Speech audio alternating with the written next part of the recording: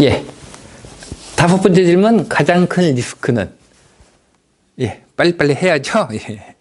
잠깐 좀 시간차가 있었는데, 이제 다시 다섯 번째 질문 이어가도록 하겠습니다. 현지 시장은 과거 시장과 조금 다른 부분이 있어요. 원래 가장 큰 리스크를 묻는다면, 이거는 뭐 여러분들도 아시다시피 두말할 필요가 없이 그냥 공급입니다. 공급이라고 생각을 하시면 돼요. 근데 제가 어제죠. 예, 어제 올린 걸 두 개의 탑을 보시면 거기에는 조금 또 다른 얘기가 있어요. 다른 얘기가 있습니다. 하지만 그래도 메인은 공급이에요. 뭐 이제 궁금해하시는 분들도 저희 뵙는 분들 너무 잘 알고 계시지만, 자, 공급이 준다는 거, 공급이 는다는 것, 부동산 시장에서 리스크라고 한다면 그냥 리스크. 시장에서 원래는 가장 큰 리스크라고 하면 그냥 공급이 늘어나는 거예요. 그래서 우리가 이걸 갖다 악재라고 부릅니다. 호재라고 하면 공급이 주는 거예요. 그래서 이걸 호재라고 부릅니다. 여러분들이 그래서 제가 과거에 하면서 뭐 했었죠? 하면서 중도금 대출, 즉 공급을 줄이는 거죠.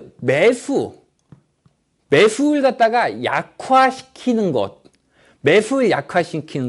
이게 우리는 호재예요. 이게 호재입니다. 매수를 약화시키는 게 뭐가 있죠? 뭐 중도금 대출이라든지 뭐 기타 등등. 현 정부가 대부분의 정책이 매수를 약화시키는데 힘을 쏟고 있습니다. 힘을 쏟고 있는데, 사실 이거는 부동산을 갖다가 추세하는 측면에서 보면은 이건 호재예요. 부동산 시장에서 근본적인 악재는 공급 물량이 늘어나는 거고, 즉 매수가 증가하는 게 근본적으로 악재예요. 그 다음에 호재라는 것은 공급이 줄어드는 겁니다. 즉 매수세가 강한 거예요. 강한 거. 여러분들 같은 투자자들이 많은 것이 사실은 부동산의 최고의 악재예요. 그래서 제가 늘 말씀드리죠. 여러분들의 친구는 누구다? 부동산 하락론자나 이런 분들은 여러분들의 친구입니다. 여러분들이 지금 옆자리에 앉아가지고 이렇게 하하호호 하시고 계시는, 야, 부동산 올라, 우리 부동산 사야지 라고 하시는 분들, 그분들이 사실은 여러분들의 적이에요. 그분들 때문에 부동산 시장이 떨어지는 거예요. 공급 물량이 나오지 않으면요, 부동산 시장은 절대 떨어지지 않습니다. 근데 이걸 갖다가 가격에 너무 눈이 꽂혀 있으면요, 매수세를 약화시키는 데만 집중을 하게 돼요. 매수세를 약화시키게 되면 결국은 매수세가 약화된다는 얘기는 공급이 줄어든다는 얘기고, 이건 결국은 부동산 시장에는 호재가 됩니다.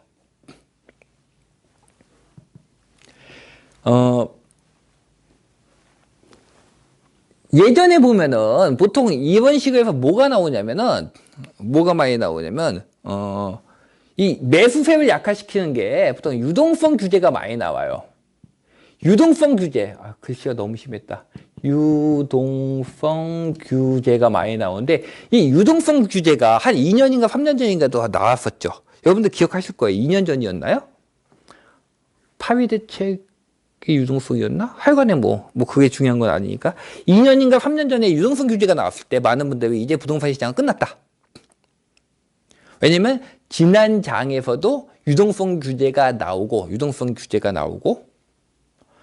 시장이 끝났기 때문에 이번 장에서 유동성 규제가 나왔을 때 시장이 끝났다 라고 얘기를 하신 경우가 있습니다. 하지만 아니에요. 이런 식으로 매수를 약화시키는 게 시장의 악재로 작용을 할 때가 있어요. 언제냐면요, 보통 상승장의 마지막이에요. 상승장의 후반이 되면 어떤 모습을 보이냐면, 전세 가격은 내려가거나 침체가 됩니다. 조금만 늘려드릴까? 그 다음에 매가는 올라가게 됩니다. 전세가 이율은 내려가게 됩니다. 보통 이 모습이 나타나요. 시장 후반에는 보통 이 모습이 나타나는데, 이게 무슨 뜻일까요? 시장 후반이 돼서 공급량이 어느 정도 늘어있다는 얘기예요. 공급량이 늘어있으면은 뭐가 떨어진다고요? 전세 가격이 올라가지 못해요. 공급량이 늘어있으면. 공급량이 어느 정도 늘어나 있는 상태가 되면요, 전세 가격은 올라가지 못해요. 하지만 매가는 올라가요. 그럼 이 매가는 무엇에 의존해서 올라가게 될까요? 이 매가를 끌어올리는 힘은 뭘까요? 이게 흔히 말하는 가후요 또는 정부의 말을 빌리자면 투기후요입니다. 전세가가 매가를 밀어올린 게 아니라 매가가 혼자 투기후요에 의해서 올라갈 때, 투기후요가 하면은 여러분들이 싫어하시겠죠? 예, 뭐 저도 듣기 좋지는 않습니다. 투자후요 합시다. 투자후요에 의해서 매가가 올라갈 때, 이때는 이런 식으로 매수를 약화시키면은, 흔히 이걸 뭘로 쓰냐면 유동성 규제라고 해요. 유동성 규제가 많이 거는데, 유동성 규제를 거어버리면은 이때는 시장이 하락을 합니다. 그래서 이때는 시장이 악재가 돼요. 근데 여러분 잘 생각해 보세요. 여러분 잘 생각해 보시면 이 시장은요, 어차피 하락할 시장이에요. 전세가가 침체되거나 하락하는 상황에서 가수요에 의해서 시장이 이렇게 올라가는 시장은요, 어차피 이거는 시간 문제지 어차피 하락하게 됩니다. 이때 정부 정책이 나와서 시장의 하락을 이끌어내는 것은 일종의 마중물 효과예요. 어차피 올 것을 먼저 땡겨오는 것뿐이지, 발생하지 않을 일을 갖다가 발생시키는 게 아닙니다. 그래서 매수를 약화시킨다는 것은 일종의 마중물로는 효과가 있을지 몰라도 매수를 약화시켜서 부동산의 추세를 바꾸거나 하지는 못합니다.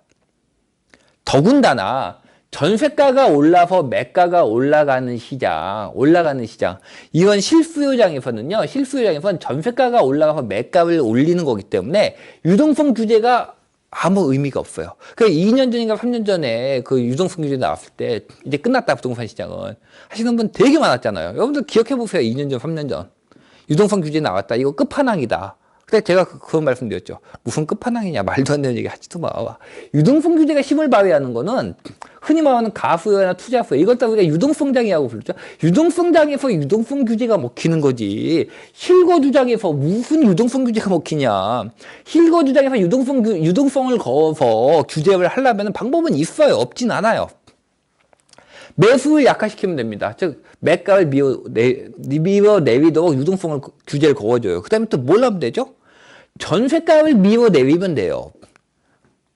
그 다음에 월세 가격을 밀어내리면 됩니다. 이게 가능할까요? 제가 방법은 있다고 얘기를 했지만 이 말은 한마디로 방법이 없다는 얘기예요. 정상적인 국가에서 매가와 실거주자가 집을 사는 걸 어떻게 규제를 해요? 반대로 또한 그럴 수 있다 쳐요. 자, 정상적인 국가에서 전세를 얻는 걸 어떻게 규제를 해요? 월세를 얻는 걸 어떻게 규제를 해요? 이거는 규제가 불가능하다는 얘기예요. 그래서 실거주장에서는 방법이 없습니다. 실거주장에서는 그래서 이런 유동성 규제가 의미가 없는 거예요. 제가 2020년 오면서 이제 2020년에 다시 실거주장이 올 것이다 라고 말씀을 드렸었는데,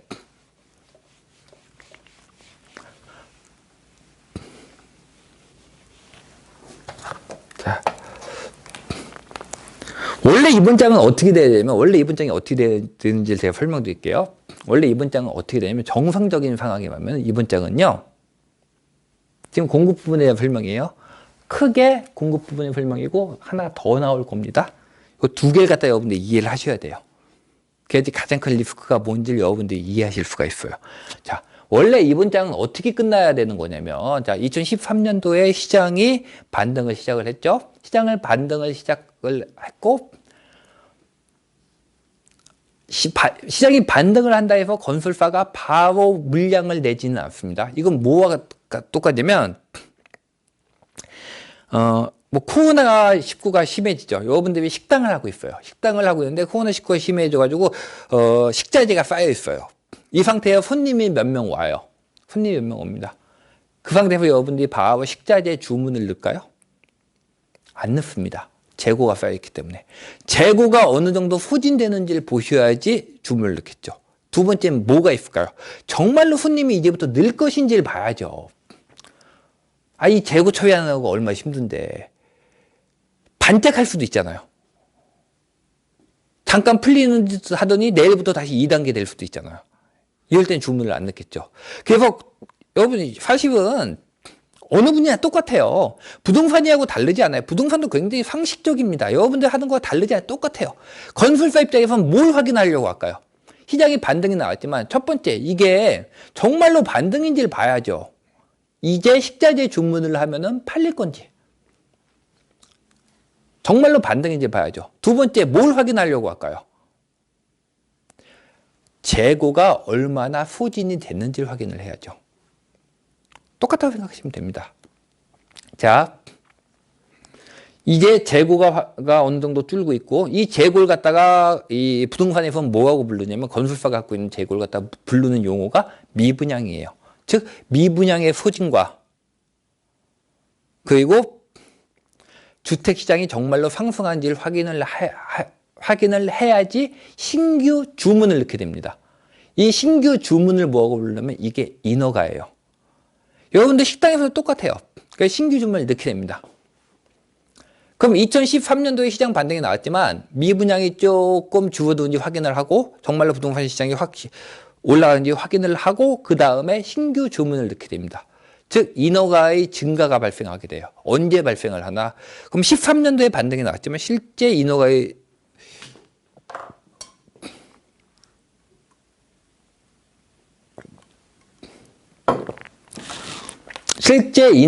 증가하기 시작한 건 2015년도부터 증가를 하게 됩니다. 똑같은 거예요. 여러분들이 식당에서 식자재 주문하는 거나 건설사가 아파트 짓는 거나 똑같습니다. 자, 그럼 여러분들이 식당에서 식자재 주문을 했어요. 식당은 어디다 하나 주문을? 하여간에 주문을 했습니다. 주문을 해서 이렇게 배송돼서 날라와요. 배송돼서 날라오는데 여러분들이 주문하고 배송돼서 날라오는 데까지 시차가 걸리죠. 예전 쿠팡은 새벽 배송이고 빨리 되던데 하여간 좀 천천히 배송되는 데다 주문을 했다고 칩시다. 뭐 하루 이틀 정도 이렇게 걸려 주문이 왔어요. 그럼 그 주문이 오는 하루 이틀까지는 여러분들이 식자재가 부족한 걸 느끼겠죠. 그리고 식자재가 도착하면 그때부터는 식자재 공급의 부족을 느끼지 못할 겁니다. 이거가 똑같은 게 뭐냐면 부동산 시장에서는 여러분들이 인허가를 넣고 그게 완공될 때까지 주문이 배달될 때까지 시간입니다. 부동산에서 이 시간이 가장 긴 게 뭐냐면 아파트예요. 여러분들 왜 아파트 투자를 하는 이유는 뭐냐면요. 초보자분들에게 그냥 아파트 투자를 하시라고 말씀드리는 이유가 뭐냐면 이 기간이 가장 길기 때문이에요. 그래서 공급 부족을 가장 길게 느끼는 종목이 아파트입니다. 여러분들이 만약에 오피스텔이나 뭐 원룸 같은 거 짓는 거 본 적 있으시죠? 지나가다가 원룸 짓는 거 보면요. 단독 부시고 원룸 질 때 보면은 단독 부셨네? 싶으면은 그 다음에 가서는 다 완공돼 있어요. 아, 정말 빨리 짓는구나 싶습니다. 근데 아파트는 이 시간이 보통 3년을 잡습니다. 그래서 2015년도에 주문을 넣어요. 그러면은 그 주문 넣은 게 언제 배송이 되냐면 2018년도에 배송이 됩니다. 즉 2018년까지는 계속적인 공급 부족을 느끼게 되는 거죠. 그래서 제가 처음 이번 장 시작할 때 말씀드렸던 게 2017년도 말까지는 2017년도 한 중반이나 말까지는 시장에선 계속적인 공급 부족을 느끼게 되고 공급 부족을 느끼게 되면 무슨 지표가 올라간다? 야, 답변해 보세요. 답변. 혼자 듣고 이거 여러분 답변하셔야지 돼요. 혼자 듣고 있지 마시고 자 공급 부족을 느끼게 되면 시장은 무슨 지표가 올라가요? 전세 가격이 올라가게 됩니다.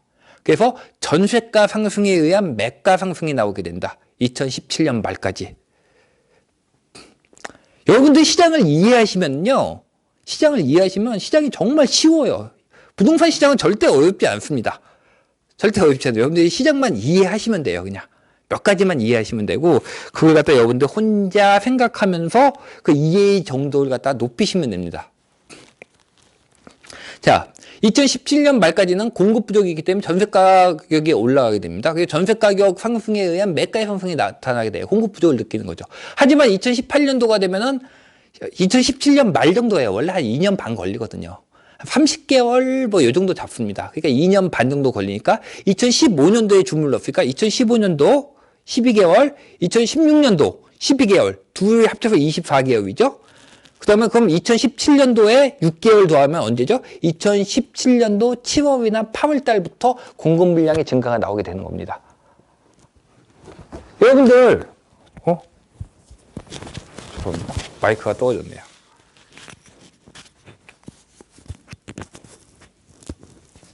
마이크가 떨어졌어요. 예. 여러분들, 입주 물량 증가, 전세 가격 지표 한번 보세요. 언제부터 떨어졌는지. 2017년도 말부터 입주 물량이 나오기 시작합니다. 그냥 여러분들은 시장 구조를 이해하시면 이건 너무 당연한 거예요. 제가 2013년도에 시장 예측을 10년치에 쭉 하면서 많은 분들이 정말 대단하다고 말씀을 하셨지만 실제로는 그렇게 대단한 게 아니에요. 여러분들 시장 구조를 이해하신다면 이건 너무 당연한 거예요. 나중 되면 이건 그냥 기본 상식. 제가 만들어냈던 이 공급 물량에 의한 부동산 사이클 지표는요, 아마 지금도 그렇지만, 지금도 워낙 많은 거에 쓰고 계시지만, 여러분들 시간이 좀 지나면 누구나 기본 상식이 될 거예요, 그냥. 기본 상식을 알고 있는 겁니다. 심플하잖아요. 아파트가 짓기 시작하고 3년 후에 입주된다. 이게 뭐 특별할 거 있나요? 다 알고 계시잖아요. 다 알고 계시면은 2015년도부터 인허가 물량이 나오기 시작하면 2018년도부터 입주 물량이 나온다는 얘기도 당연한 거잖아요. 그쵸? 저는 동호 반복을 하고 있습니다. 지금 계속 같은 얘기 또 하는 거예요. 너무 단순한 얘기예요, 사실은. 그래서 어떤 분들은 너무 단순한 얘기 아니냐고 하시는데, 근데 여러분들 그 단순한 거 가지고 시장 못 보시잖아요.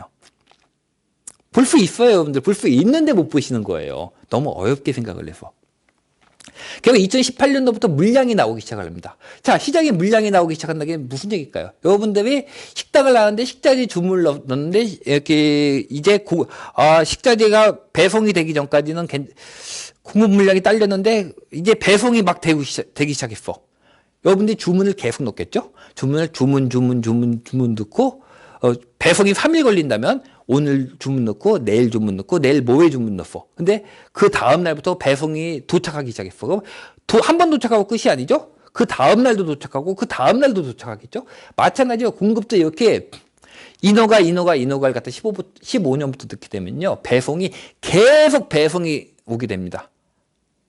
그래서 15, 16, 17 이렇게 배송을 넣게 되면요. 배송돼서 입주 물량이 17년 말부터 17년 말, 18년, 19년, 20년 이런 식으로 계속 배송이 되게 되는 거예요. 그럼 언제 배송을 안 넣게 될까요? 손님이 떨어지거나 이렇게 재고가 쌓였을 때. 하지만 이 상태는 재고가 쌓이는 상태는 나오지 않아요. 왜냐하면 상승장이 오랫동안 지속됐기 때문에 미분양 물량이 없습니다. 그럼 뭐가 될까요? 손님이 떨어졌을 때, 즉 가격이 흔들리기 시작을 하면은 사람들이 다시 주문을 넣지 않게 됩니다. 그러니까 2018년도부터 입주 물량이 나오고 이 입주 물량이 나오는 구간은 항상 뭘 조심해야 된다? 입주 물량, 공급 물량, 입주 물량이 나온다고 하면 뭘 조심해야 된다? 역전세를 조심하셔야 된다. 전세가가 침체나 하락을 들어갈 수 있습니다. 2017년 말부터 물량이 도착하니까 17년 말에는 안 나와요. 보통 18년에 19년. 원래 공급 물량은 항상 누적입니다. 공급 물량이 누적이란 말이 전혀 어려운 얘기가 아니에요. 여러분들이 주문을 계속 넣잖아요. 오늘, 내일, 모레 넣으면은 며칠 뒤부터 배송이 이제 도착하기 시작하죠. 첫날 도착했어요. 상추 10개. 그 다음날도 상추 10개. 첫날 상추 10개가 도착했는데 상추 10개를 갖다가 다 못 쓰고 6개만 썼어요. 4개가 상추 4개가 남아있죠. 그 다음날 상추 10개가 도착을 했습니다. 그럼 그 다음날의 공급 물량은 총 공급 물량은 10개일까요? 아니죠. 그 전에 남은 4개 더 해야죠. 나의 재고의 총수는 10개가 아니라 14개가 됩니다. 너무 당연한 얘기죠. 이처럼 공급 물량인 것도 누적이에요. 매번 누적되는 겁니다. 도착했는데 소진되고 남은 것이 그 다음 도착 물량에 다시 더해지고. 자, 14개가 남았죠? 그날도 6개밖에 못 썼어요. 그럼 몇 개 남죠? 8개가 남았겠죠. 근데 그 다음 날은 또 상추가 10개 도착하죠. 그럼 몇 개가 돼요? 상추가 18개가 되게 됩니다. 상추가 첫날은 10개가 왔지만 남는 것은 4개. 그 다음 날은 8개. 그 다음 날은 8개에다 10개 더해서 총 18개가. 이렇게 누적이 되게 되죠. 공급 물량도 똑같아요. 쉽게 생각해보세요. 똑같습니다. 공급 물량도, 왜냐면 집이 그 해에 다 분양이 안 되고 미분양이 남았다고 해서 아파트를 부시지 않습니다. 아파트 부시는 거 분분. 예, 아파트 미분양 나서 부셔. 예, 홈플러스 가면 밤 10시, 11시 되면 그거 하죠. 밤 11시, 12시 되면은 폐기하죠, 폐기. 유통기간 지난 거. 아파트 1년, 2년 유통기간 지났다고 폐기하는 거 보신 분 없습니다. 누적이에요. 계속 쌓이게 되는 거예요, 물량이. 그래서 17년 말부터 공급 물량이 나오기 시작하는데 18년, 19년 갈수록 공급 물량이 쌓이고 이렇게 되면 전세 가격이 후반부 갈수록 약해지게 돼요. 그리고 전세 가격이 계속 약해지게 되면 매가의 상승세도 제한이 되는 경우가 굉장히 많습니다. 아주 지속적으로 된다면은 전세 가격이 지속적으로 하락한다면 매가는 하락한다고 보시면 됩니다. 지속적으로 된다면. 그게 2017년 말부터 2018년도, 2019년도에 발생한 현상이에요. 원래 이렇게 공급 물량이 쌓이고 전세 가격이 줄어들게 되면 건설사들에서 이제 주문을 안 넣어요. 안 넣어요? 안 넣습니다. 그래서 보통 2018, 2019가 되면 주문을 안 넣고, 그럼 이번 땅이 어떻게 되냐? 2013년도부터 2018년도까지는 공급 물량이 부족을 느껴요. 실거주장은 쭉. 그 다음에 계속 상승하니까 재개발 재건 쪽 스타트되고 해서 유동성장 성격까지 합쳐져서 18년까지 쭉 올라가게 됩니다. 그래서 18년, 19년도에 물량이 많으니까 전세 가격이 떨어지니까 쭉 올라가다 18, 19년도 정도 되면 시장이 멈칫하게 돼요. 시장이 멈칫하면 건설사도 이제 더 이상 인허가부터 시작해서 인허가는 넣었는데 공사는 진행을 안 시켜요. 분양이 안 될 수 있거든요. 그래서 보통 18년, 19년에서 한 번 하락이 멈칫 나오면 인허가를 안 넣는다고 했죠? 보통 인허가를 안 넣으면 입주 때까지 물량 부족을 느끼잖아요. 보통 이게 2년 반이라고 했는데 실제로 시장에서 물량 부족을 느끼는 건 2년 반까지는 안 가요. 2년 반까지는 안 가고 보통 2년 안쪽에서 나옵니다. 왜 이런 현상이 발생을 하냐면 보통 이거는 물량 부족이나 물량 과다나 다 마찬가지인데 원래 2년 반 정도를 잡는데 실제는 우리가 입주 준비를 갖다 그보다 더 먼저 하잖아요. 여러분들 분양하고 2년 반 후에 입주 같은 거 하실 때 입주보다 보통 몇 달 먼저 땡겨서 하시잖아요. 준비를 갖다가 이 준비 기간부터 이 기타 등등의 이유로 인해 가지고 보통 2년보다 조금 땡겨와요. 그래서 보통 이렇게 하락이 2018, 2019년도 하락할 확률이 제일 많은 거는 원래 물량이 계속 나왔다면 19년에서 20년 오면서 하락이 나왔을 거예요. 그리고 그 뒤에 약간의 하락이 나오다가 그 뒤에 2년 안쪽, 즉 2021년도 정도가 되면 시장이 다시 재차 상승을 들어갑니다. 왜냐하면 공급 물량 부족이 다시 나오거든요. 공급 물량 부족이 다시 나오는데 이때는 건설사들도 바로 물량을 뽑아내기 시작해요. 왜냐하면 2013년도에는 시장이 정말 상승할 것인가를 확인을 하고 그 다음에 재고 물량의 소진, 즉 미분양의 소진을 확인을 해야 되는데 여러분 2018년도, 2019년도에 미분양 지표 보세요. 미분양 없습니다. 없는 상태이기 때문에 건설사도 바로 물량을 뽑아내요. 이렇게 되면 보통 2019년도에 하락이 나왔다면 2021년도 정도에 상승이 나오면서 건설사들이 바로 물량을 뽑아내고 그래서 2022년도 정도에 시장이 끝나는 게 보통은 그냥 2022년, 2023년도 정도에 시장이 끝나는 게 보통의 경우에 시장 사이클이에요. 그러니까 이번 장이 기타 요인이 없었다면 아마 2022년도 정도가 마지막 장이 됐을 거예요. 2013부터 쭉 올라가서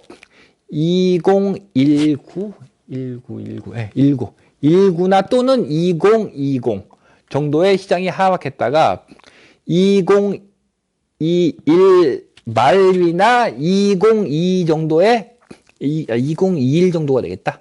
1년 이 정도에서 상승을 갖다가 상승하고 보통 이 상승도 왜냐면 이때 다시 물량을 뽑아내죠. 그럼 물량 부담을 다시 느낍니다. 근데 이때의 물량 부담과는 좀 다른 게 뭐냐면 이미 물량이 충분히 나 있는 상태에서 건설사가 이때는 이 물량 시작은 2015부터 시작하죠. 상승을 시작하고 건설사는 2015부터 물량 공급을 시작하는데 이때는 반등이 나오면 건설사가 바로 물량을 집어넣어요.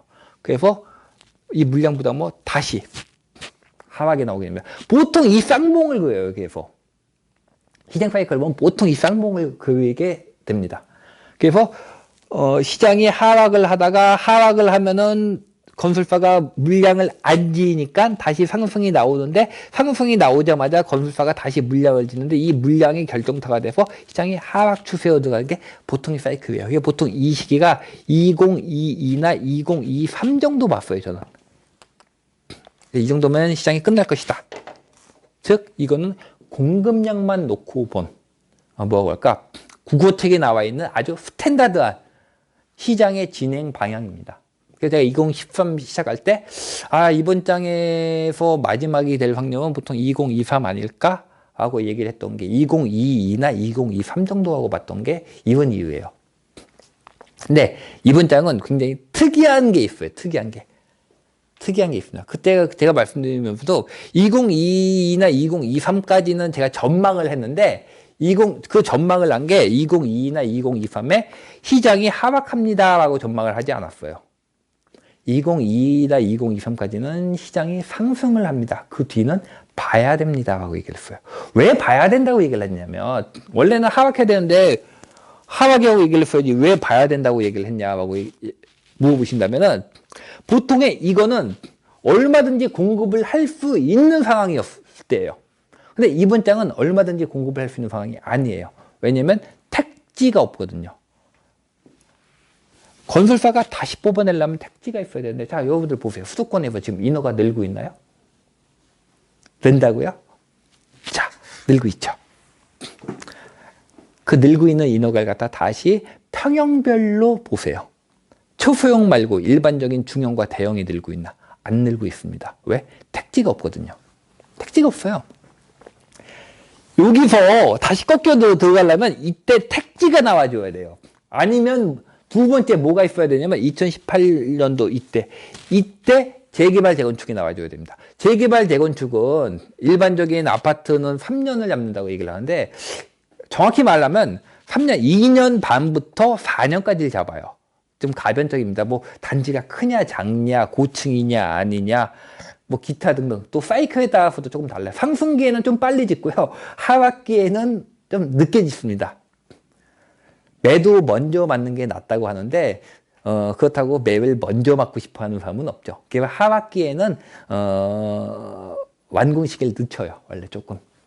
하락기에는 48개월, 4년까지도 끌고 갑니다. 빨리 완공 줘가지고 빨리 미분양되는 걸 보고 싶지 않은 거죠. 계속 뒤로 늦추는 경향이 있습니다. 늦추면서 기대를 하는 거죠. 혹시 시장이 올라가지 않을까? 지어지는 사이에 다시 상승장 오지 않을까 하고 기대를 하면서 계속 늦추는 이런 경향이 있는데 이때 재개발 재건축을 했다면은 재개발 재건축 같은 경우에는 우리가 보통 아파트는 3년을 얘기하는데 재개발 재건축은 여기에 2주 멸실 기간이 있기 때문에 1년을 더해요.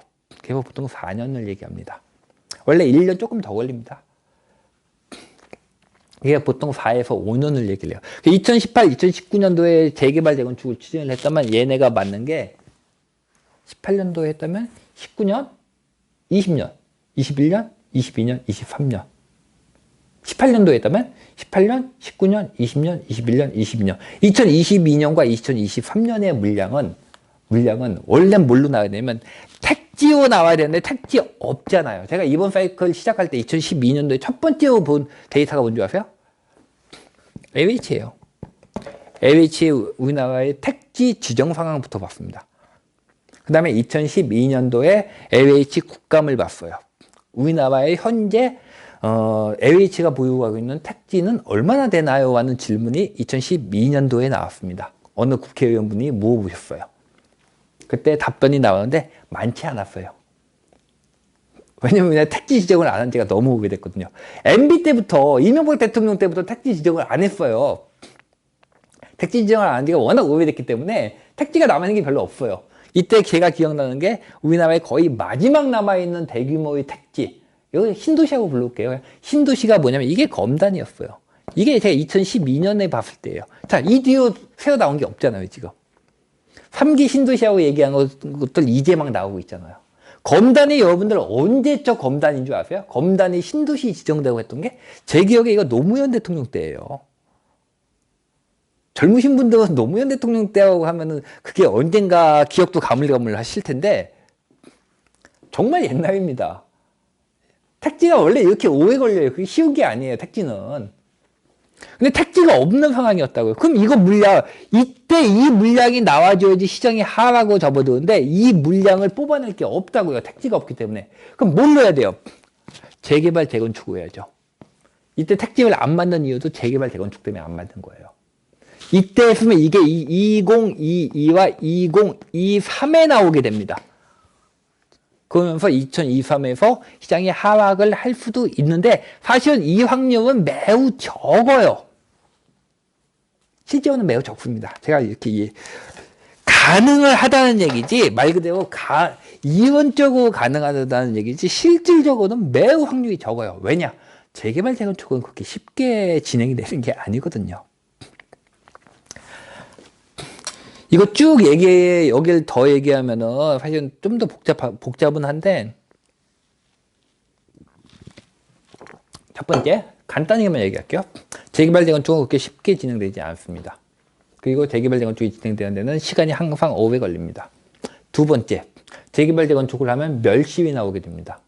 그렇기 때문에 2023에서 대규모의 공급을 만들어내려면 2018에서 대규모의 멸시를 만들어내야 된다는 뜻과 같아요. 같은 얘기입니다. 원인을 보세요. 원인을 항상. 세상 모든 것은요 다 연결되어 있어요. 특히 부동산 시장은요 모두 연결되어 있습니다. 하나씩 이벤트와 독립적으로 되어 있는 거 없어요. 이걸 이해하셔야지 여러분들이 정부 정책부터 시작해서 시장이 돌아가는 게 다 보이는 거예요. 2023에 2022년, 2023년도에 공급을 만들어내려면 재건축을 했어야지. 라는 얘기는 무슨 얘기냐면 2018, 2019년도에 대규모 멸시를 만들어냈어야지 라는 얘기가 똑같은 거예요. 그럼 2018, 2019년도에 대규모 멸시를 만들어냈으면 이 하락장이 나올까요? 안 나옵니다. 안 나오는 거예요. 여러분들 시장을 보는 게 사실 어렵지는 않은데 되게 단순한 건데 왜 복잡해지냐면요. 이처럼 앞과 뒤가 연결돼서 미래를 가지고 과거를 바꾸면요. 다시 미래가 바뀌어요. 뭐 그런 영화 많잖아요. 뭐죠? 그런 영화들 많잖아요. 인터스텔라는 아니었나? 하여간에 그런 거. 예. 우리가 타임머신 타고 과거에 가서 과거를 바꿨더니 미래가 바뀌었다. 마찬가지입니다. 2022, 2023년도에 물량이 나와야지 지금 우리가 이 어려움이 없잖아. 그러니까 빨리 과거 가지고 이때 재개발 재건축을 추진을 시켜. 그러면 어떻게 되는지 아세요? 2018, 2019년도 이 하락이 안 나와요. 시장이 바뀌어요, 그냥. 이렇게 됐다가 여기서 이렇게 되는 게 아니라 이게 없어요. 그냥 이거예요. 그래서 정부가 힘든 거예요. 이게 없이 그냥 이렇게 올라가게 됩니다. 원래 이번 상승장에서 정부가 잡았던 이 계획을 처음 잡았던 거는 박근혜 정부의 서승환 장관님이실 거예요. 아마도. 잡았던 계획은 뭐냐면 시장 상승길 길게 끌고 가는 거예요. 길게. 상승폭은 최대한 억제하면서 상승장을 길게 가져가는 거예요. 왜 그런지 아세요? 재개발 재건축을 한다고 했잖아요. 재개발 재건축은요. 반드시 두 가지 요건이 있어야 됩니다. 재개발 재건축이 여러분들이 투자해서 돈 벌기 위한 게 아니라 시장에서 재개발 재건축을 통해서 공급을 만들어내기 위해서는 반드시 두 가지 조건이 있어야 돼요. 하나는 뭐냐면 사업성을 맞춰야 돼요. 사업성은 일반 분양가입니다. 즉 부동산 시장에 상승이 나와줘야 돼요. 정부가 박근혜 정부 때 서승환 장관님께서 구도심 재생, 재개발, 재건축으로 공급량을 맞추겠다고 생각을 하셨다면 이건 무엇과 똑같은 얘기냐면 이번 장은 상당히 오랫동안 상승한다는 얘기와 똑같은 얘기예요. 똑같은 얘기예요. 여러분 부동산 시장이 하락하는데 재개발, 재건축을 어떻게 해요? 이제 여러분들이 재개발, 재건축 투자 많이 하시니까 이제 아시죠? 불가능하다는 거. 불가능합니다. 시장이 하락하는데 재개발, 재건축은요 못해요. 가능한 얘기가 아니에요. 그리고 또 뭐가 된다? 대규모 멸시를 해야 된다고요. 이건 피해야겠죠. 대규모 멸시를 피하면서 재개발 재건축을 하려면 어떻게 해야 돼요? 상승장이 길어져야 돼요. 그래야지 멸시를 나누죠. 한 번에 안 나오게 나눠서 멸시를 시켜야 될 거 아니에요. 여러분들이 시장만 좀 이해하셨다면 제가 이번 장 시작하면서부터 뭐겠죠? 2022, 2023 정도가 원래는 마지막인데 그건 그때 가봐야 된다. 장담하지 못한다. 왜냐하면 이번 장은 굉장히 길어질 가능성이 크기 때문이다 라고 얘기를 했던 게 무슨 뜻인지 여러분들이 지금 와서 보면 이해가 가실 거예요. 재개발 재건축 시장에 공급 물량을 만들어내려면요, 상승장이 크고 짧으면 안 돼요. 상승폭이 적더라도 무조건 길어야 됩니다. 상승장이 무조건 길게 돼야 돼요. 재개발 재건축은요, 상승폭이 중요한 게 아니에요. 기간이 중요한 거예요. 기간. 많이 올랐다가 떨어지잖아요. 조금 떨어지잖아요. 상관없어요. 많이 올랐던 건 상관없습니다. 조금 떨어지는 순간 재개발 재건축은 끝입니다. 멈춰요. 끊임없이 오르는 게 중요해요. 그래서 상당히 길게 오를 거라고 제가 이번 장에 말씀을 드렸던 거예요. 그래서 이번 장은 생각보다 상당히 길게 갈 것이다. 그럼에도 불구하고 재개발 재건축을 통해 가지고 공급 물량을 맞춘다는 건 매우 어려운 일이다. 그래서 이번 장은 굉장히 길게 갈 것이다. 기억하시는지 모르겠는데 제가 2015년도에 1차 밴드하고 끝나고 제가 이런 질문을 올린 적이 있어요. 내가 지금 고민을 하는 거는 뭐 서울이 오를까? 재건축이 오를까? 이런 거 고민을 안 한다. 내가 지금 고민하는 가장 큰 질문은 첫 번째 질문이 이거다. 부동산 시장의 상승은 공급 물량의 부족에 의한 것일까? 부족에 의해서 더 큰 영향을 받을까? 아니면 상승 기간에 의해서 영향을 받을까? 공급 부족 기간일까? 공급 부족의 절대량일까?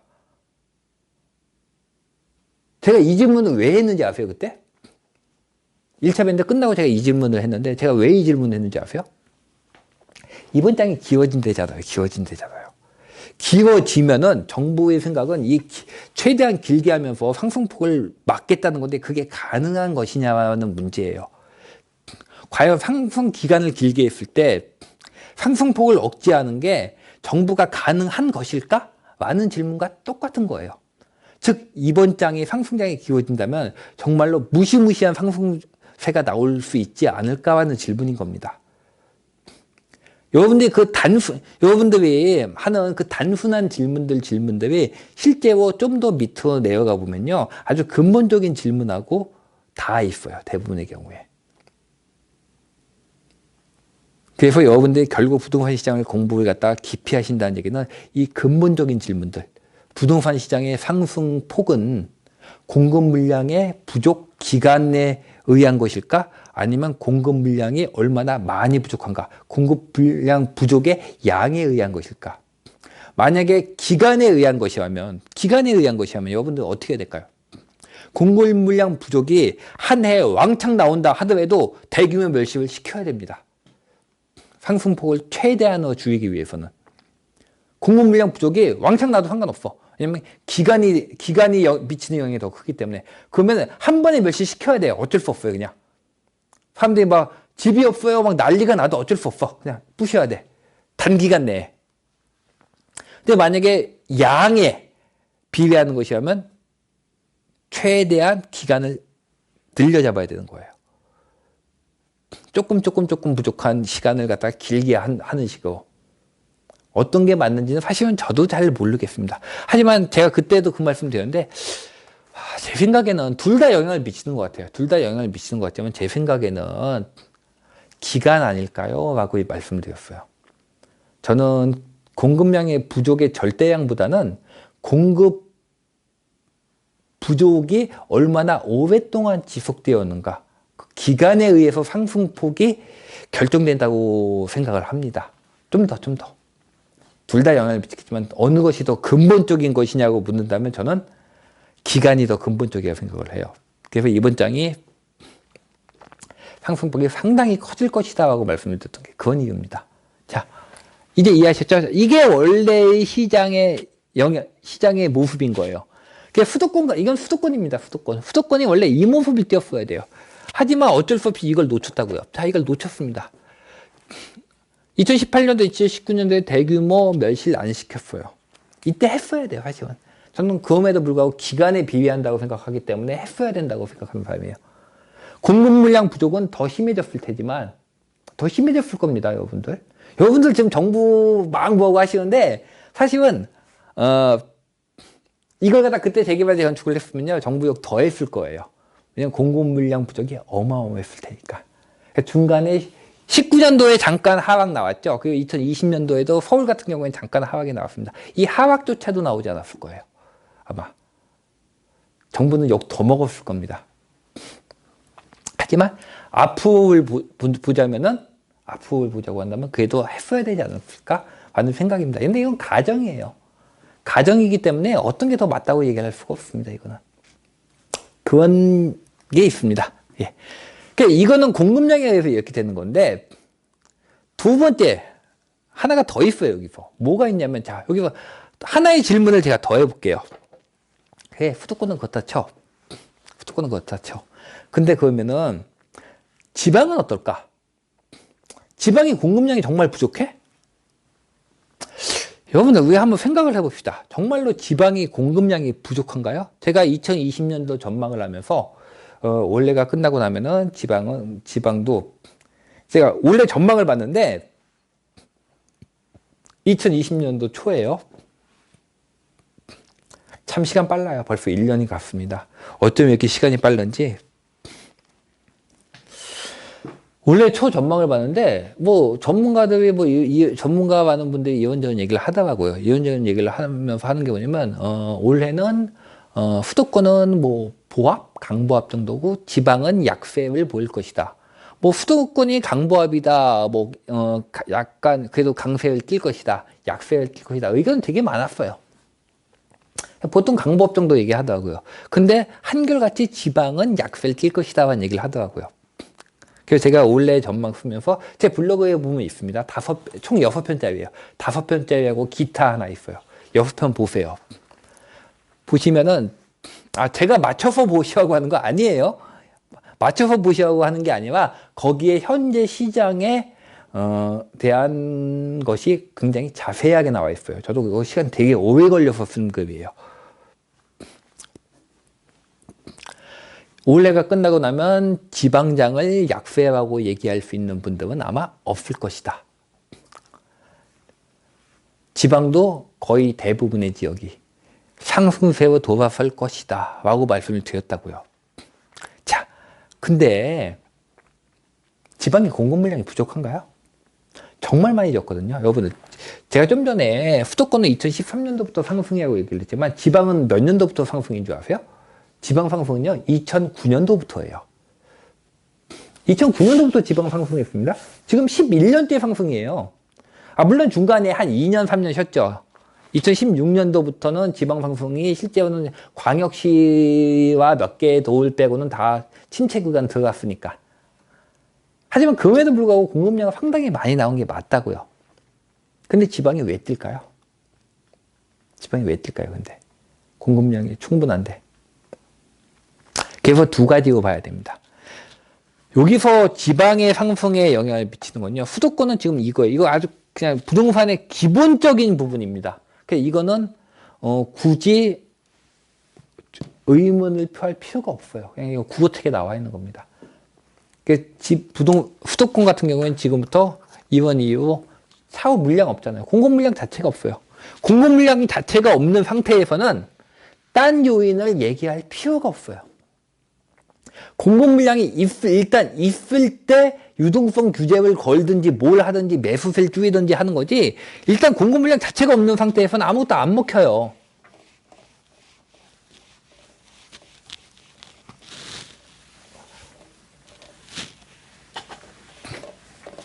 일단 수도권은 공급 물량 자체가 이렇게 부족 상태이기 때문에 여기서는 딴 걸 볼 필요가 없습니다.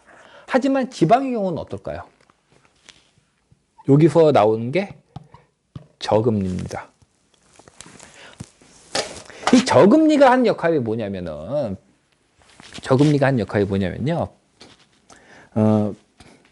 우리가 흔히 저금리로 인한 유동성이라고 얘기를 많이 하잖아요. 저금리로 인한 유동성이라고 많이 하는데 이게 뭐냐면 실거주 비용을 주요 표현했어요. 쉽게 얘기할게요. 그냥 실거주 비용.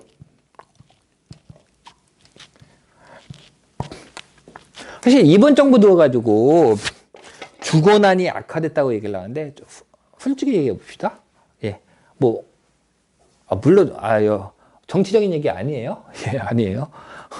저는 뭐 예, 반정부도 아니고 친정부도 아닙니다. 예, 뭐 조사는 좀 받았지만 그렇다고 딱히 뭐 그런 것 때문에 반정부 할 생각도 없고, 예, 그렇다고 뭐 친정부도 아니고 그렇습니다. 자, 이번 정부 들어서 주거 요건이 매우 악화됐다고 욕을 먹고 있지만 솔직히 얘기해서 현 정부에서 주거 여건이 악화됐나요?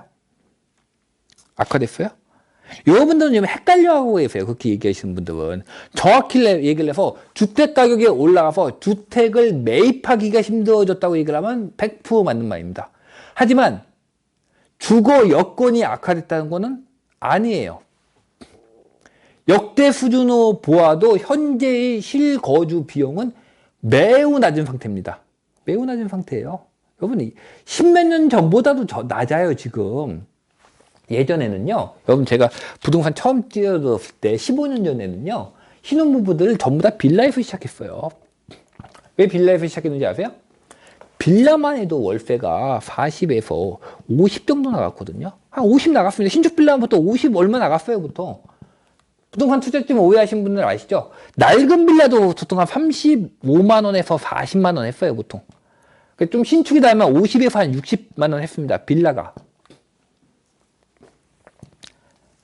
자, 50에서 60 정도의 실거주 비용이 필요했다고요. 최근에 신혼부부들은요, 70에서 80%가 아파트에서 시작을 합니다.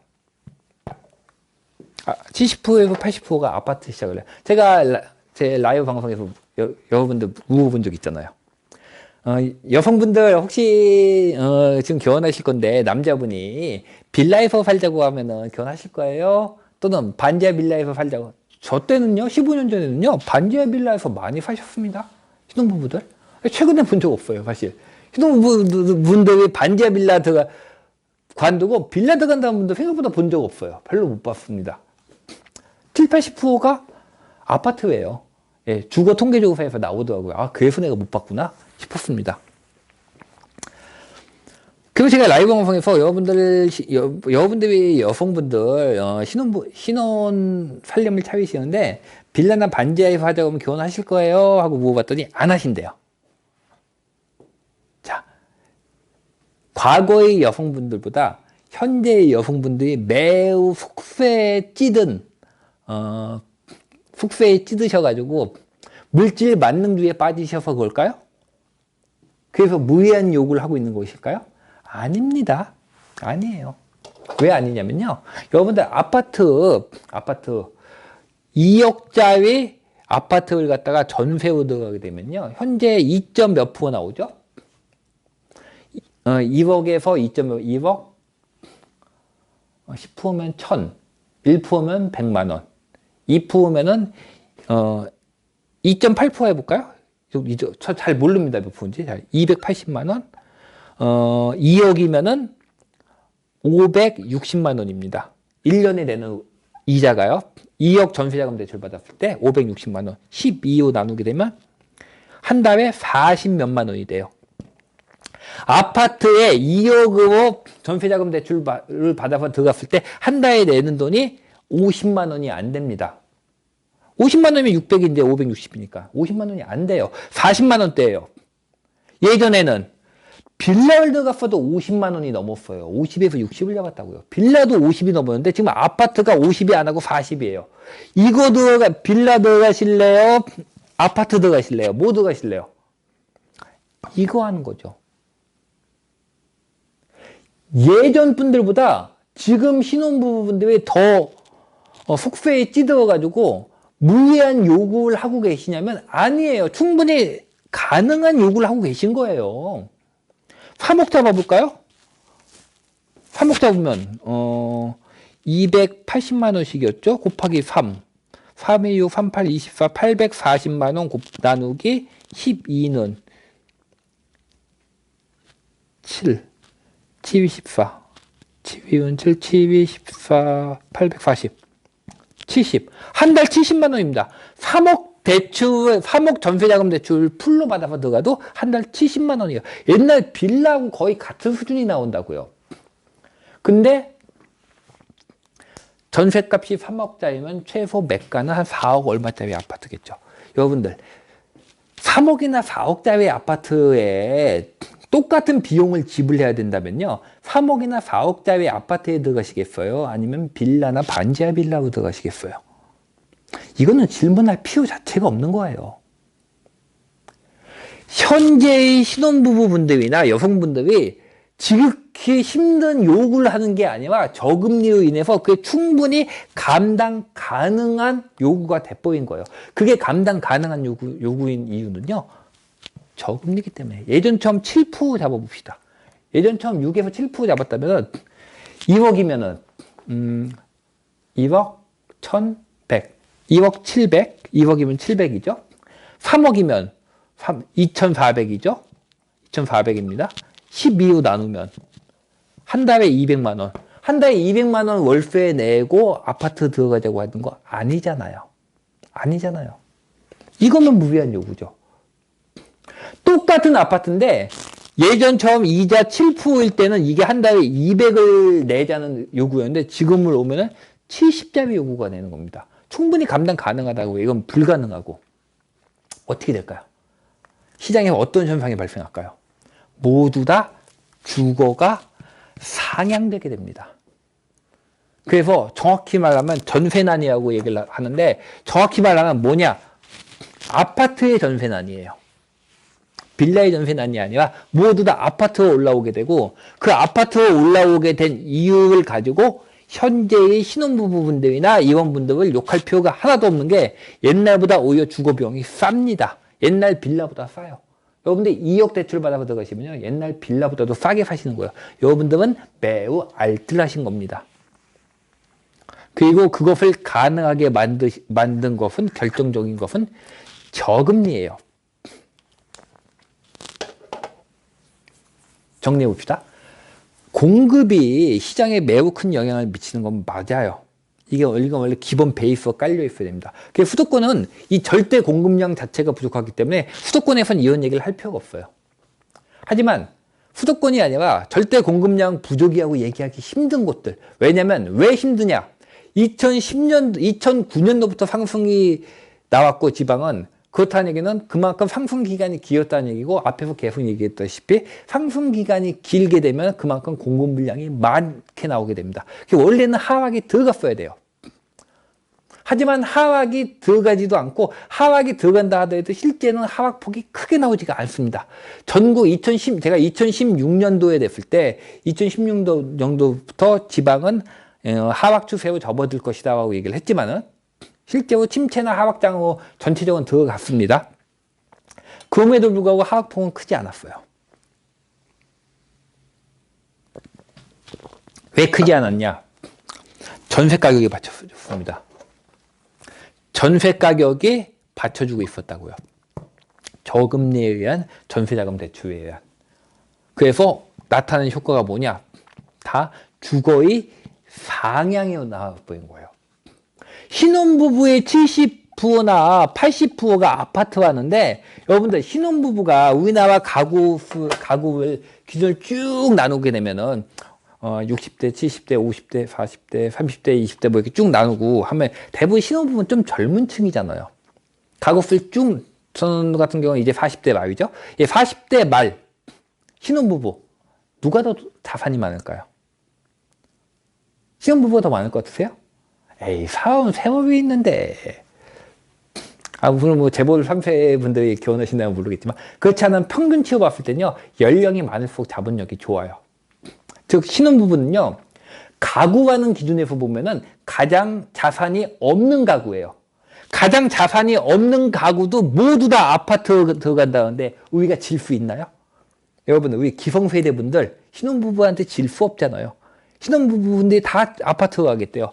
여긴 빌라가 있는데 이거 싫대요. 다 여기서부터 시작하겠대요. 그럼 우리 기성분들, 우리가 빌려 들어가서 살면 되겠네요. 자, 아파트는 신혼부부에게 양보하고 우리 40, 50대, 60대 우리 자산 많이 쌓아두시는 우리들은 빌라로 들어가서 삽시다. 말도 안 된다고요? 예, 말도 안 됩니다. 그럼 어떻게 될까요? 우리는 더 위에 올라가야죠. 주거가 계속 상향되는 효과가 발생하는데 이 효과는 크게 보면 하나는 저금리예요. 그리고 저금리에 의해서 유동성입니다. 이것을 가능하게 만든 제도가 뭐냐면 전세자금 대출이에요. 이걸로 인해 매우 신기한 효과가 발생을 하는데 원래는 시장이 상승세가 오면은 매가는 쭉 치고 올라가는데 전세가는 쭉 치고 올라가지 못하고 이렇게 됩니다. 그냥 매가와 전세가의 격차가 벌어져요.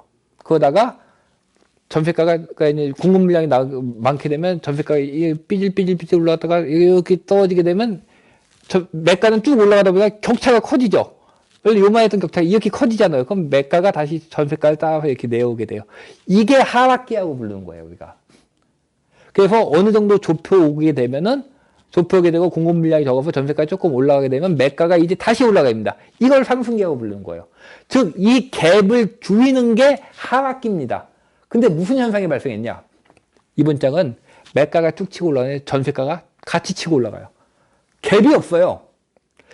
하락이 나오는 거는 가능해요. 하락 나오는 건 가능합니다. 근데 하락이 지속이 안 돼요. 여러분들 이번 2020년도 서울에서 하락 나온 거 알고 계세요? 서울에서 9주 동안 두 달 동안 하락이 나왔습니다. 잘 기억도 안 나시죠? 금방 나왔으니까. 조금 나오다 말았거든요. 왜냐? 하락이 좀 나오려고 하다 보니까 이 갭이 좁혀져 있거든. 매가가 이렇게 올라가고 전세가가 이렇게 올라가면 매가가 이렇게 하락할 틈이 있는데 원래 이거여야 되는데 매가가 이렇게 올라가는데 전세가도 이렇게 올라갔거든요. 그럼 매가가 하락하려고 좀 하다 보니까 전세가가 좁혀져 버렸어. 그냥 다시 올라가. 얼마 동안? 2주 동안. 이렇게 되는 겁니다. 매가하고 전세가의 갭이 없으면요 하락이 못 나와요. 갭이 있어야 하락이 나오죠. 이게 좁혀지는 게 하락기라니까요. 여러분들이 가격이라는 것에서 눈을 떼가지고 부동산 전체의 구조를 이렇게 딱 보시면요. 하락기라는 것은 매가가 좁혀진다고 보기보다는 차라리 전세가가 이렇게 올라오는데 매가가 이렇게 됐다, 이렇게 이런 식으로 매가와 전세가의 갭이 좁혀지는 이 기간이 하락기예요. 이 기간이 하락기고 이게 벌어지는 이 기간이 상승기입니다. 매가의 전세가가 벌어졌다, 좁혀졌다, 벌어졌다, 좁혀졌다. 근데 이 기간이 하락기인데 문제는 이 기간이 이만큼의 하락폭이 나와야지 좁혀지는데 지금은 이게 아니라 전세가가 같이 이렇게 올라간 거예요. 그러니까 하락이 나올 룸이 없어요. 틈이 있어야지 하락이 나오죠. 하락이 나올 수는 있는데 지속이 안 되는 거예요. 최근 이 모습을 가장 잘 보여준 데가 서울입니다. 서울은 하락이 여러 차례 나왔어요. 지금 최근에. 여러 차례 나왔는데 룸이 워낙 적으니까 하락이 지속이 안 돼요. 조금만 하락이 나오면 바로 뭐가 올라가느냐. 무슨 지표가 올라가는지 아세요? 하락이 나오면 바로 전세가율 지표가 올라가서 쉽게 말해서 매가와 전세가가 그냥 좁혀져 버리는 거예요. 하락할 룸이 없는 거예요. 그러니까 재차 상승이 나옵니다. 현재 이런 상황이 나오고 있는 거예요. 2008년도 하락 때 수도권의 전세가율은 40%였어요. 즉 매가가 10억이면은 전세 가격은 4억이었습니다. 이게 평균이었어요. 평균. 수도권의 평균 전세가율이 40%였다고요. 특별히 전세 가격이 낮은 곳이 아니라 평균이 4억. 그러니까 지난장 때 리센츠 같은 경우 잠실 리센츠가 신축 아파트 들어섰을 때 기억해 보세요. 리센츠 전세 가격이 2억이었습니다. 청라 전세 가격이 7천만 원이었어요. 전세가율 평균이 40%였다고요. 즉 평균이 40%인 얘기는 적은 데는 40도 안 됐다는 얘기예요. 30, 20밖에 안 나왔어요. 10억짜리가 2억 나온 거예요. 그냥 전세 가격이. 그러니까 10억에서 2억까지 룸이 크잖아요. 그냥 매가가 떨어질 룸이 있는데 이번 장에는 지난 장에서 그러니까 지난 2008년도, 2001년도부터 2008년도까지 상승할 때 최고 높았던 전세가율이 62%가 나왔습니다. 서울. 아니 수도권. 62%가 최고의 전세가율인데 62% 찍고 쭉 떨어졌거든요. 전세가율이. 근데 이번 장은요. 현재 전세가율이 많이 떨어졌다고 하는데 현재도 60% 후반대가 나옵니다. 지난 장에 맥시멈 전세가율이 이번 장에서는 최저 전세가율이에요. 전세가율이 그만큼 많이 뛴 거예요. 왜? 이 때문에. 전세자금 대출 때문에. 저금리의 전세자금 대출이 하단 룸을 막아버렸다고요. 그냥 가격이 떨어지지를 못해요. 지방에서도 마찬가지예요. 또한 전세자금 대출로 인해서 모두 다 상향 평준화되기 때문에 공급 물량이 충분히 공급 물량이 어느 정도 나왔다는 지방에서조차도 하락이 못 나오는 거예요. 얘 때문에.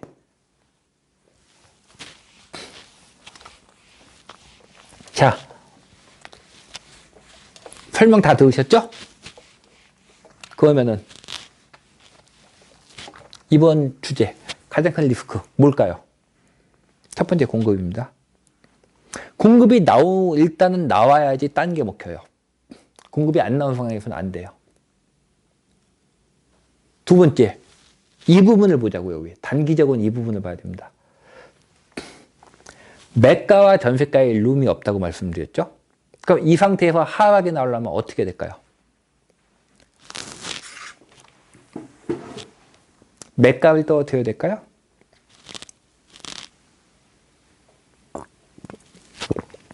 매가가 떨어지면 하락이 나올까요? 아니, 매가가 떨어지면 하락이죠. 예. 매가를 떨어뜨리는 요인이 나오면은 하락이 나올 수 있을까요? 아까 서울 말씀드렸잖아요. 원래도 서울 하락 나왔다니까요. 9주 동안. 2달 동안, 2달. 왜냐면 2달 하락 나오니까 전세가에게 하단이 막혀버리니까 다시 치고 올라갑니다. 사실 서울 같은 경우에는 지금도 하락 나올 수 있어요. 예, 하락 나올 수 있습니다. 전국에서 하락 나올 수 있는 도시가 몇 개 있는데 이거는 저 연밴드 분들은 아실 테고 구하는 방식. 단기 밴드 분들은 이것까지는 제가 아마 안 할 거예요. 왜냐면 이건 너무 깊이 들어가요. 제 강의는 여러분들 잘못 듣고 잘못 쓰시면요 다쳐요. 제 밴드에서도 뭐 연밴드나 여기 들어가면 뭐 개발성 구하는 암산어 개발성 구하는 공식부터 시작해가지고 뭐 거의 뭐 앉은 자리 저 같은 경우에 어느 가가지고 재개발 같은 거 투자 물건 뭐 이렇게 하고 다른 분과 같이 가가지고 이제 저희 운영진 분들 가면서 이렇게 보면서 여기 괜찮네 찾는데 5분 10분도 안 걸립니다. 그냥 앉은 자리에서 그냥 되고 그 다음에 개발성 같은 거 할 때도 저희 차에 앉아가지고 이렇게 이거 사업성 나오나요? 그러면 이렇게 차에 다들 앉아가지고 암산해요. 이거 나오네요. 나오네. 다 이러고 있습니다. 근데 여러분들한테는 이것까지는 안 해요. 왜냐면 다쳐요. 너무 날카로운 칼은요, 잘못 쓰면 크게 다칩니다. 그래서 기본만 해드릴게요. 기본만. 일단 기본 다 하시고 어느 정도 익숙해진 다음에 다음 단계에 넘어오셔야 됩니다.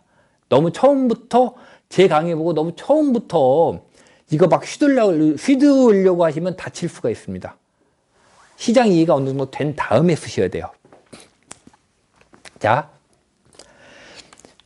하락이 나오려면은요, 서울 같은 경우도 하락이 나올 수 있어요. 서울 같은 경우에는 지금 전국에서 하락이 가능한 곳이 딱 2도시 있습니다. 서울하고 세종이에요. 그 외에 기타 지방에 몇 군데 있어요. 그건 말고 그냥 메인 도시로 잡으면 서울하고 세종이 있습니다. 이 두 군데는 지표상으로 하락이 가능한데 중요한 건 뭐냐면 세종은 일단 빼놔요. 왜냐면 일반적인 지표가 적용되는 도시가 아니에요. 왜냐면 아직 만들어진 도시거든요. 이거는 완성된 도시에서 쓰는 지표이기 때문에 완성된 도시에 보면 서울 하나 있는데 하락 가능한데 제가 왜 서울 쪽에 하락 가능한데 별로 신경 안 쓰냐 안 쓰냐면 하락은 가능한데요. 하락이 지속이 안 돼요. 하락은 또 나올 수 있어요. 하락은 또 나올 수 있는데 지속이 불가능해요. 왜? 전세가가 하단을 막고 있으니까. 하락하자마자 바로 또 튈 겁니다. 그래서 제가 서울에서 하락 같은 거 나올 때마다 말씀드리죠. 기쁜 마음으로 기도하는 마음으로 매입하시라고. 지속이 불가능해요. 그럼 뭘 해야지? 우리가 최소한 여기서 시장의 리스크하고 얘기한다면은 하락이 나오는 게 아니라 실제 우리가 그걸 가지고 있을 때 타격을 받아야 돼요. 가장 큰 리스크가 뭘까요? 그러면? 무슨 조건을 만족해야 될까요? 지금 설명 다 했습니다.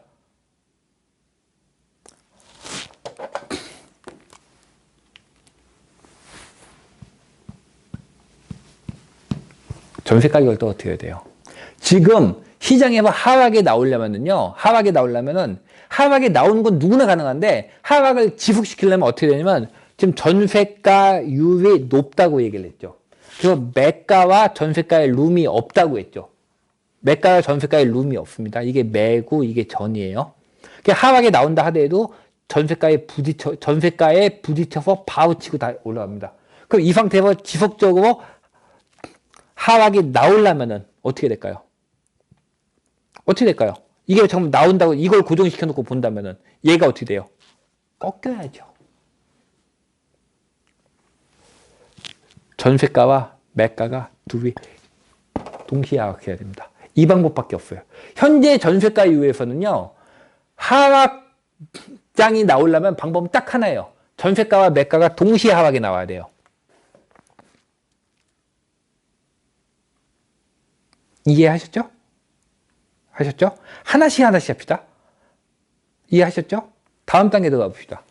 전세가 하락은 뭐에 연동한다고 했죠? 공급 물량에 연동한다고요. 두 번째는 저금리라고요. 공급 물량과 저금리. 공급 물량이 일단 갖춰지지 않은 상태에서는 아무 의미 없다고요. 그래서 수도권은 상관없습니다.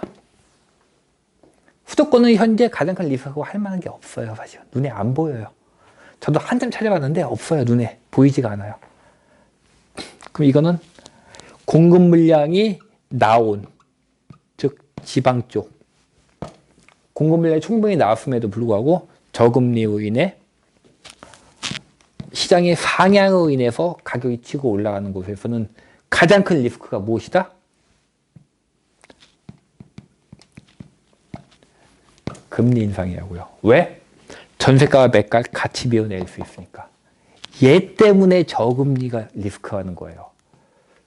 자, 여러분들이 2.8% 해가지고 2억에 아까 얼마고 했죠? 계산해놓은 거 까먹었다. 560만 원이었죠. 2억에 560만 원이에요. 2.8% 이게 올라갔습니다. 올라갔어요. 2배까지는 하지 말고 반만 합시다. 2.8 2배로 하면은 1.4를 더하니까 4.2%가 됐어요. 그럼 이게 얼마가 되냐면 560만 원이 50%가 뛴 겁니다. 자, 여러분들 저금리가 무서운 게 뭐냐면 2%에서 여러분들이 한 달에 60만 원 이자를 냈다면 전세자금 대출 이자 60만 원을 냈다면 2%에서 3%가 되면 얼마를 내게 되죠? 90만 원을 내게 돼요. 불과 1%가 뛰었을 뿐인데 내는 돈도 1%가 뛰었을 뿐 1%가 중요한 게 아니에요. 금리가 위험한 게 뭐냐면요.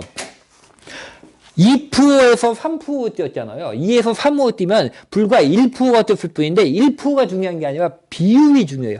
2에서 3%면 50%가 뛴 거잖아요. 그렇죠? 2%에서 3% 뛰면은 50%가 증가한 거고요. 그러면은 내는 이자도 50%가 증가합니다. 그래서 여러분들이 60만 원을 냈다면 90만 원이 되고 90만 원을 냈다면 135만 원이 되는 거예요. 여러분들 90만 원 내시던 분이 135만 원 낼 수 있어요? 쉽지 않다고요. 불과 이자는 1%가 뛰었을 뿐인데 여러분들이 내는 돈은 50%가 뛰게 되는 겁니다. 만약에 2%가 뛰었다면요. 2에서 4%, 5%가 뛰었다면 여러분들이 90만 원을 내고 있었다면 이 이자는 180만 원이 됩니다. 감당 가능하시겠어요? 옛날처럼 6%가 됐다면요. 90만 원을 냈다면 3배인 270만 원이 되는 겁니다. 자, 한 달 270만 원 낼 수 있으신 분, 신혼부부 분들 중에서 90만 원은 가능하죠. 270만 원 가능하세요? 안 되죠. 어떻게 될까요, 사람들이? 전세자금 대출 줄이겠죠. 줄이겠죠. 3분의 1로 줄여야 됩니다. 즉 2억이었죠. 대출 받았던 걸 얼마 받아야 되느냐. 금액을 똑같이 받으려면 3분의 1, 7, 3, 21. 7천만 원 대출로 받아야 됩니다. 그럼 시장에서 어떻게 될까요? 유동성이 다 빠져나가겠죠. 유동성장에서 유동성 규제가 들어오면 시장은 이제 위험해진다는 게 이 얘기입니다. 이건 왜 이런 현상이 발생했냐? 발생한 이유는요, 현재가 저금리 시장이기 때문이에요. 저금리일수록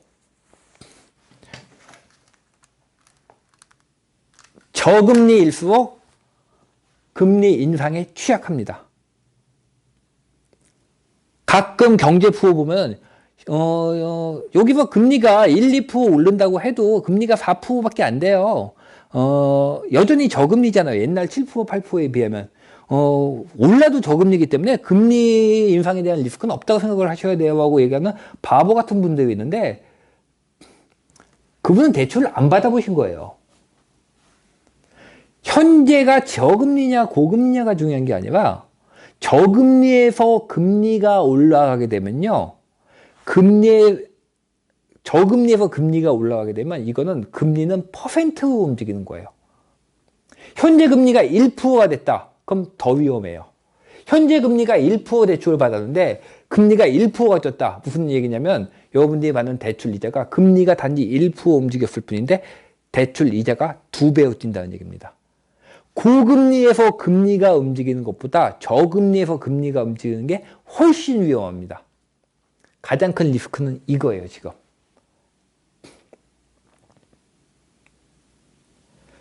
현재 이게 저금리이기 때문에 위험한 거예요. 저금리이기 때문에 위험해요. 두 번째, 이 저금리로 인해서 전세자금 대출을 받았고 이 전세자금 대출이 시장 가격을 갖다가 지탱하고 있기 때문에 위험한 겁니다. 여러분들이 금리가 올라간다고 하면 저는요 대출 안 받았어요. 대출 안 받고 전세 났어요. 그러니까 금리 올라가도 저는 하나도 상관없어요 하는 분들이 있는데, 시장은 나를 위주로 보시면 안 돼요. 님이 전세를 갖다가 놓으셨던 대출 받았던 상관이 없어요. 전세를 놓으셨는데 그 전세를 들어가는 세입자가 전세자금 대출을 받았다고요. 그럼 전세금이 당연히 낮춰야겠죠. 그러면 그 집에 못 살고 바깥으로 나오셔야겠죠.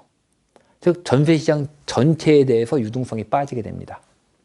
이게 가장 큰 리스크예요. 그리고 전세가 하락과 매가 하락이 동시에 나올 수가 있어요. 사실 전세가 하락과 매가 하락이 같이 나오잖아요. 이거는 정말로 위험한 거예요. 이거는 되게 위험한 지표입니다. 물론 이게 부분적으로 과물량이 나와가지고 순간적으로 나오는 경우는 있어요.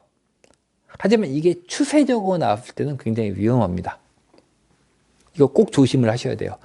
현재 시장에서 제가 지방 쪽 말씀을 드리면서 지방이 아마도 상승할 거예요. 올해 지나고 나면 모두 다 상승할 거예요. 하지만은 상승한다고 해서 지방 투자를 해야 되는지에 대해서는 제가 그는 사람마다 달라요. 약간 취향인데, 왜냐면 자기가 정말로 행동이 빠르시고 대처가 빠르시다면, 그 시장에 대한 이해가 높으시다면 들어가세요. 괜찮아요.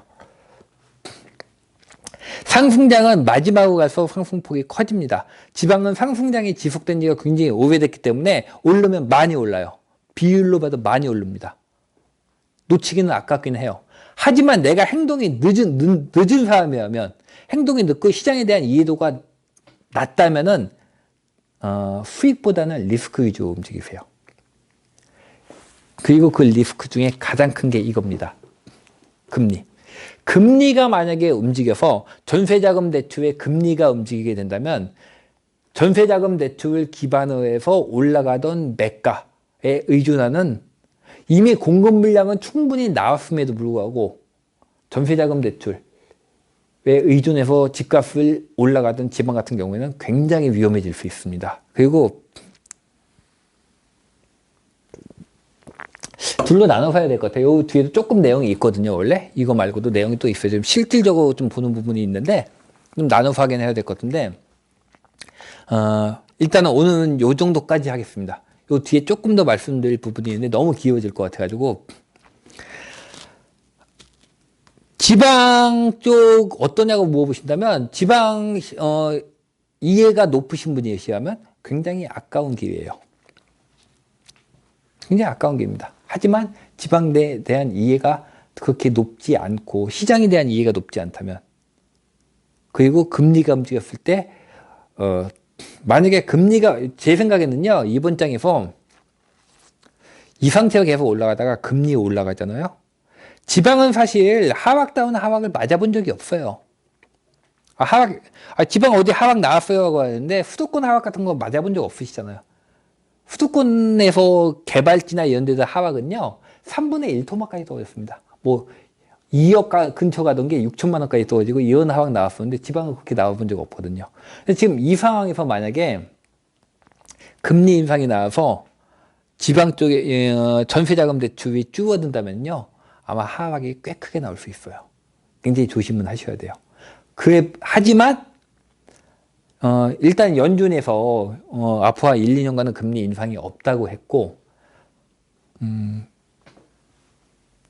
우리나라에서의 금리 인상은 그러니까 미국이나 전 세계적으로 금리 인상이 없다고 한다면 우리나라의 금리 인상은 대부분 언제 오냐면요. 우리나라 금리 인상이 언제 정도 나왔는지 아세요? 대표적인 게 IMF, 서브프라임 때였어요. 경제 위기 때 나와요, 보통. 우리나라는. 경제 위기 때 달러 유출 막기 위해서 금리가 올라갑니다, 보통.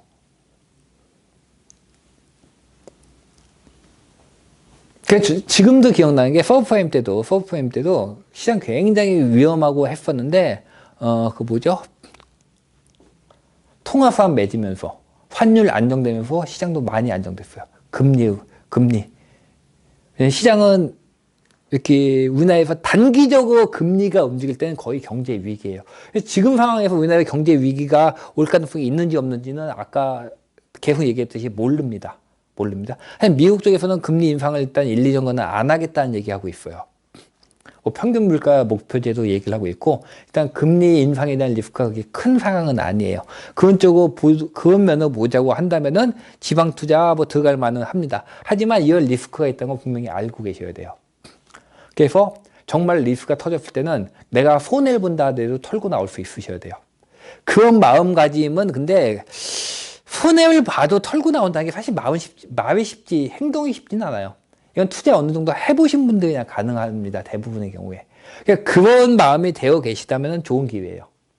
하지만 그런 마음이 안 되어 있고 그 정도의 시장 이해가 안 되어 있다면 개인적으로 좀 말립니다. 그거는요. 이건 스스로 판단하셔야 될 부분이에요.